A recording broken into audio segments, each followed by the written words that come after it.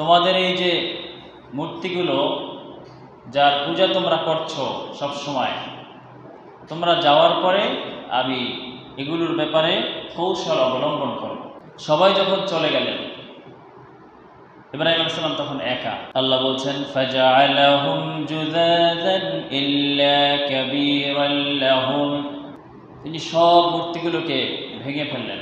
ইল্লা কাবীরান লাহুম, বড়টাকে ভাঙে নাই, সবগুলো ভেঙেছে, একটা রেখে দিয়েছে। কোনটা? বড়টা, যে সবথেকে বড়। সবগুলো ভেঙেছে, একটা রেখে দিয়েছে। কোনটা? বড়টা, যে সবথেকে বড়। এর কাঁধের উপরে কুঠার যে ঝুলিয়ে রেখেছেন। এই অবস্থা দেখার পরে তারা এসে দেখলো যে মূর্তি যাদেরকে আমরা ইলাহ হিসাবে গ্রহণ করতাম, যাদের পূজা করতাম, ইবাদত করতাম, তাদের এই অবস্থা কেন? যেই খোদা যাদের ইবাদত করি তাদের এই অবস্থা, সে নিজেকে নিজে বাঁচাতে পারল না। তারা প্রশ্ন করলেন, নিশ্চয়ই যে এই কাজটি করেছে সে একজন জালিম। আমাদের এই আচরণ কি তুমি করেছো? ইব্রাহিম আলাইহিস সালামকে প্রশ্ন করছেন।